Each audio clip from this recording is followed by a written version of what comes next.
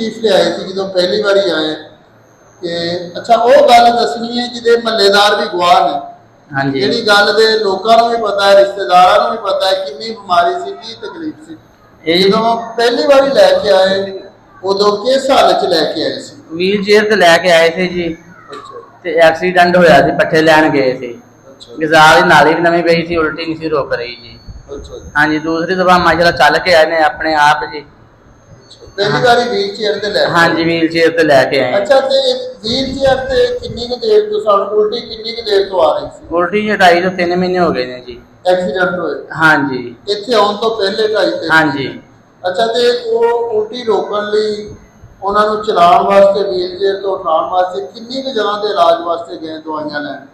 तेरी जगह ते गए हैं जी साहिवाल भी गए हैं जी मियाँ चंद में गए हैं जी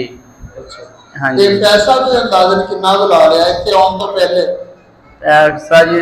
लाख 1.5 लग गया सी जी ਲੱਖ ਡੇਢ ਲੱਖ ਹਾਂਜੀ। ਰੁਪਇਆ ਲੱਗ ਗਿਆ ਸੀ ਤੇ ਹੁਣ ਉਹ ਘਰ ਦੇ ਕੰਮ ਸ਼ਮ ਕਰ ਰਹੇ ਨੇ ਚੱਲ ਫਿਰ ਰਹੇ ਨੇ हाँ जी चल फिर रहे हैं ਤੇ जी। ਡਾਕਟਰਾਂ ਨੇ ਕੀ ਦੱਸਿਆ ਸੀ ਕਿ ਇਹਨਾਂ ਨੂੰ ਉਹ ਐਕਸੀਡੈਂਟ ਹੋ ਕੇ ਕੀ ਹੋਇਆ ਡਾਕਟਰ- ਹੱਡੀ ਟੁੱਟ ਗਈ ਹੈ ਕੋਈ ਜਿਗਰ ਮੈਦਾ ਖਰਾਬ ਹੋ ਗਿਆ ਕੀ ਹੋਇਆ हड्डी नहीं टुटी जी गजाल दी नाली टुट गई सी नवी पई है जी ਅੱਛਾ हाँ जी ਅੱਛਾ ਉਹ ਨਵੀਂ ਪਾ ਕੇ ਉਲਟੀਆਂ ਫਿਰ ਵੀ ਨਹੀਂ ਰੁਕੀਆਂ नहीं जी ਅੱਛਾ ਗਜ਼ਾ ਦੀ ਨਾਲੀ ਕਹਿੰਦੇ ਨੇ ਟੁੱਟ ਗਈ ਸੀ ਤੇ ਉਹ ਨਵੀਂ ਪਈ ਹੈ ਨਵੀਂ ਪਾ ਕੇ ਵੀ ਉਲਟੀਆਂ ਨਹੀਂ ਰੁਕੀਆਂ ਇੱਥੇ ਆ ਕੇ ਉਲਟੀ ਰੁਕੀ ਹੈ हाँ जी ਦਰੂਦ ਮਾਲ ਚ ਆ ਕੇ हाँ जी ਫੋਨ ਨੰਬਰ ਦੱਸੋ ਕਿ ਆਪਣਾ 0347 68 16 128 ਇੱਕ ਵਾਰੀ ਫਿਰ ਦੱਸੋ 0347 68 16 128 ਅੱਛਾ ਹੁਣ ਜੋ ਤੁਸੀਂ ਇਹ ਗੱਲਾਂ ਦੱਸੀਆਂ ਹਾਂਜੀ। ਕੁਛ ਨਹੀਂ, ਮੈਂ ਉਹ ਬਾਬਾ ਨੂੰ ਦੂਰ ਕਰਨ ਵਾਲਾ ਅੱਛਾ ਜੋ ਤੁਸੀਂ ਗੱਲਾਂ ਦੱਸੀਆਂ ਨੇ ਬੀਵੀ ਦੇ ਬਾਰੇ ਚ हाँ जी ਕਿ ਬੀਵੀ ਚੱਲ ਨਹੀਂ ਸਕਦੀ ਸੀ ਵੀਲਚੇਅਰ ਤੇ ਲੈ ਕੇ ਆਏ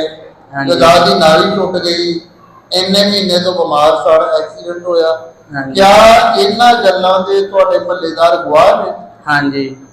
ਲੋਕਾਂ ਨੂੰ ਪਤਾ ਤੁਹਾਡੀ ਬੀਵੀ ਬਿਮਾਰ ਸੀ हाँ जी ਰਿਸ਼ਤੇਦਾਰਾਂ ਨੂੰ ਵੀ ਪਤਾ ਹੈ हाँ जी ਅੱਛਾ ਮਹੱਲੇਦਾਰ ਕਿੰਨੇ ਕੋ ਪਤਾ ਲੈਣ ਆਉਂਦੇ ਸੀ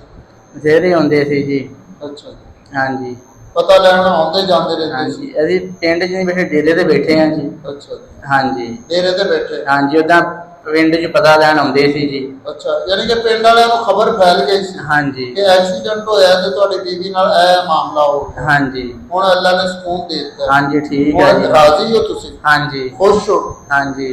ਤੇ ਪਿੰਡਾਂ ਵਾਲਿਆਂ ਦੇ ਕਹਿੰਦੇ ਨੇ ਬਾਬਿਆਂ ਨੂੰ ਕੁੱਕੜ ਸ਼ੁੱਕੜ ਦੇਸੀ ਬੱਕਰੇ ਵੀ ਖਵਾਉਂਦੇ ਨੇ ਕਿਸੇ ਨਹੀਂ ਕਿਸੇ ਨੂੰ ਖਵਾਏ नहीं ਤੁਹਾਡੇ ਕੋਲ ਆਏ हैं जी ਪਹਿਲਾਂ ਅੱਛਾ ਸਿੱਧੇ ਹੀ ਇੱਥੇ ਆ हाँ ਗਏ जी ਤੇ ਅਸੀਂ ਵੈਸੇ ਨਹੀਂ ਖਾਂਦੇ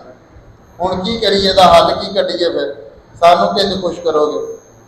ਕੁੱਕੜ ਨਾਲ ਬੱਕਰੇ ਨਾਲ ਪੈਸਿਆਂ ਨਾਲ ਰਾਜ਼ੀ ਮੈਂ ਨਹੀਂ ਹੋਣਾ हाँ जी ਹਾਂ ਤੇ ਕਿੰਜ ਖੁਸ਼ ਕਰਨਾ सल्लल्लाहु अलैहि वसल्लम ਮਲੰਗੋ